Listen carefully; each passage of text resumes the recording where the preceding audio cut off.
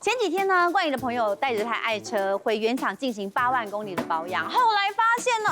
一看一下工单，发现呢零件也涨了，工资也涨了。通常呢，大家都是在这个爱车呢回原厂保养之后才发现，原来养车跟养小孩一样是不容易的啊！大家知道吗？汽车的维修项目当中，哪一个项目是最贵的呢？还有现在电动车非常的夯嘛，那电动车在这个维修保养上面的技术门槛是不是又更高了呢？这些问题常常很多网友都是在网络上一直热烈的在讨论的。可是对于消费者来说，真正在面临到这个汽车维修保养的时候呢，大家在意的竟然不是这个维修的费用比较高，那他们在意的是什么啊？哪个？其实啊，我们根据一个调查，其实我在这是英国的调查，英国最喜欢干这种调查的事情。真的，其实有时候很有趣，但是我觉得这一个是值得大家深省。他针对2000个车主做调查就是针对所谓的车辆维修。来，他最重要的是说91%，先说大家最讨厌的事情，72%都讨厌的事情叫带料。那我们知道台湾开始在大概应该是这10几年来开始已经变成说，像你欧洲订车才交车，不会有现车的这个情况开始的时候，你会发现零件也是这样，他可能就准备一台份、2台份，供全程使用，所以就有带料的问题。我先不说，我等带料最严重的一次是我的大型摩托车，我等过3年一个零件。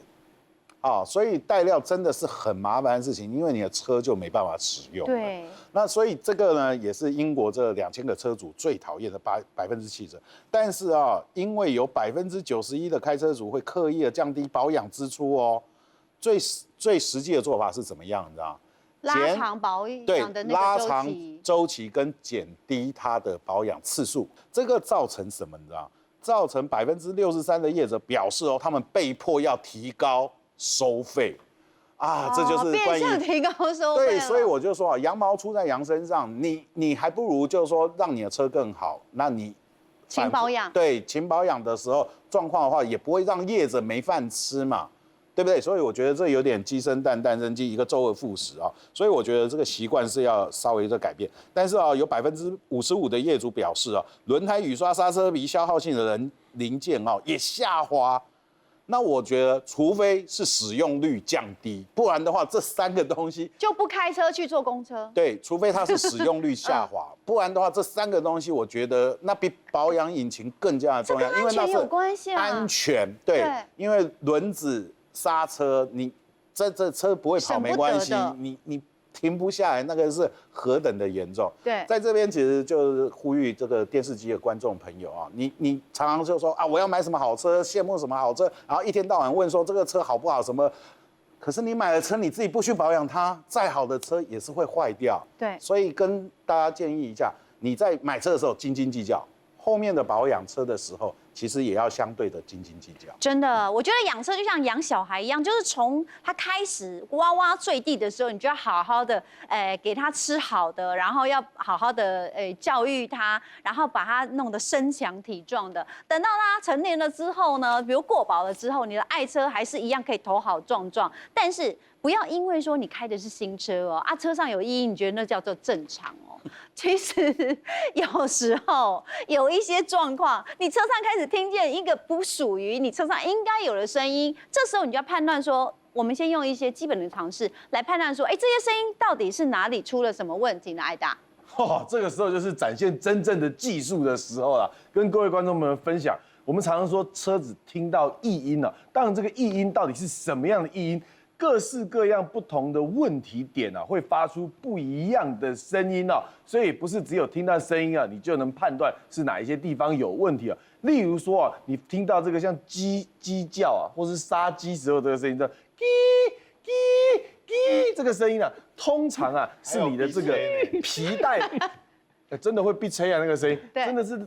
通常这个皮带系统出了问题那皮带系统其实是属于一个定期保养的检测项目因为我们知道皮带呢借由这个引擎的这个曲轴外面的这个轮盘来去驱动什么，透过皮带来去驱动发电机啦、冷气压缩机等等那以往旧式的车辆可能是发电机一条皮带啦这个冷气压缩机一条皮带啦，甚至是这个动力方向盘的辅助棒补又有另外一条皮带啊。但是现在新世代的车辆呢，可能都采用一条皮带来去驱动的一个这个方式啊。当你的皮带老化，可能出现了龟裂啦，或者是太松啦，你的皮带的舵轮已经压不住这个皮带的松紧度的时候呢，你就很有可能发生这种叽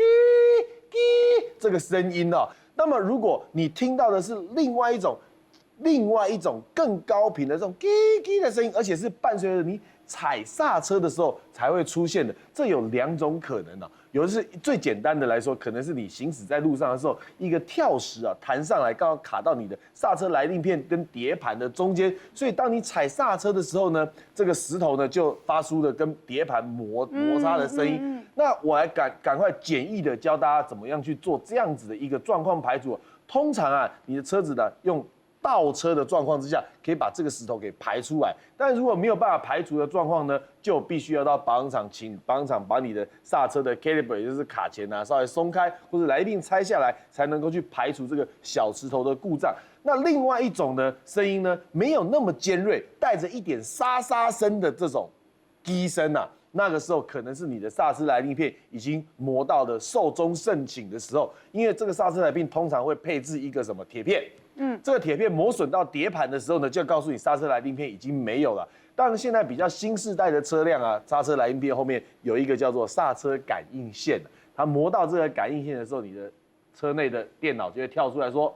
你的车子必须要换刹车来令片的哈。那另外一种在行驶路上的时候会听到咕噜咕噜咕噜咕噜扣扣扣扣扣扣，或者是转弯的时候呢，也听到咔咔咔咔咔咔的声音，尤其是在方向盘打到底的时候，这个声音呢也可能是有2种不同的状况。如果在行驶不平的路面呢，你听到咕噜咕噜咕噜咕噜的声音，大体上呢是这个底盘的悬吊系统的关节处出了问题，通常有什么叫做离子串的一个东西，或者是三脚架的合上头、方向机拉杆的合上头，又或者是避震器的上座，这个都需要透过底盘的专业店家来去做检查。那另外我们刚刚提到方向盘打死的时候出现嘎嘎嘎的声音，那大概就是前轮传动的车型，你的传动轴的万向十字接头已经磨损了，才会出现这样子的声音的。还有一种叫做轰轰轰轰。在你开的路上的时候，你就听到轰轰轰的声音，也有可能是2种不同的因素啊。第一个是你的轮胎已经变形跳花了，可能你的轮胎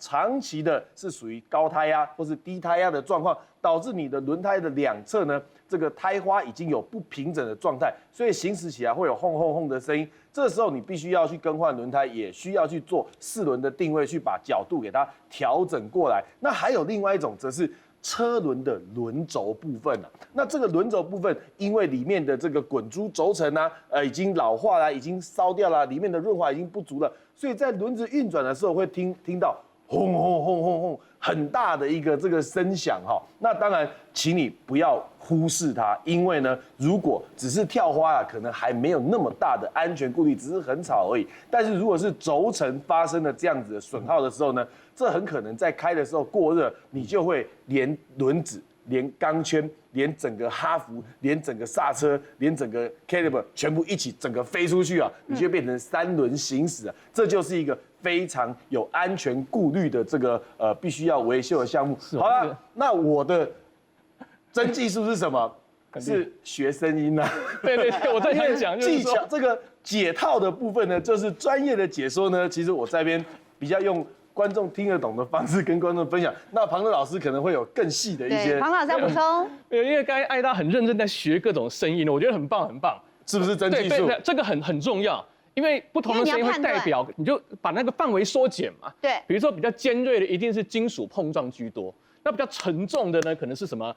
铁套啊、橡胶衬垫啊，跟金属碰撞嘛。因为他刚才在学的时候，我想到我之前在广播电台主持节目的时候接 call in 嘛，我都记得接到一通 call in 很有意思哦。哎，庞老师，我的车很奇怪，最近呢，行李箱都有铿铿哐哐的声音呢。铿铿哐哐到底是什么声音？因为铿铿哐哐是我们常讲的成语嘛，就铿铿哐哐嘛，铿铿哐铿哐。对对。那我说，哦，铿铿哐，因为隔空抓药，我一定要问的精准啊。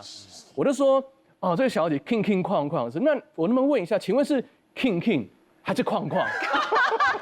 都这么细，结果大家哄堂大笑啊，包括是那种录音室大家都在笑，因为我在闹他。结果那个女生在讲说，哈 ，King， 还是框框，庞老师你是在开玩笑吧？我说没有，其实我很严肃，就跟刚才爱大的意思一样。我说我真的是要问到底是 King 还是框框，因为它代表的含义可能是不一样的哈。就他说好像也有 King， 好像也好像真的也有框框哎。后来我说，因为那个时候我有时候有办一些义诊活动，我说请他好，那你几月几号你就到我们保养厂，我帮你义诊好了。叫他车撑起来一看呢，是他那个排气管的那个吊耳哈。哦。哎，但是大家知道，因为吊耳一定是有cushion的嘛，是有橡胶，但那个吊耳锁在车台上那个地方是铁板。它那个可能之前保养厂没有锁紧，它那吊耳锁铁板的地方是在晃动的，所以那个地方显然我们刚才讲了嘛，金属跟金属就是 king 嘛，啊，所以一晃动，排气管一晃就 king，但我说你那天电话都不做，还有框框吗？他说是那一天行李箱后有发现有载一颗西瓜啦，一框框。所以我这呼应该爱大讲，就是每个声音，尤其你是，因为我们常有人会问我们说，你说车怎么样？那个描述一定要很精准，要不然技师其实没有办法很精准知道问题是什么。真的，所以其实啊，如果你车上真的发出一些奇怪的声音啊，你真的要特别去注意，不要认为说啊，那好像是啊没关系啦，小小的声音而已，就忽视它，或者是觉得它是正常的，这有可能后面连带的会发生的问题会更多。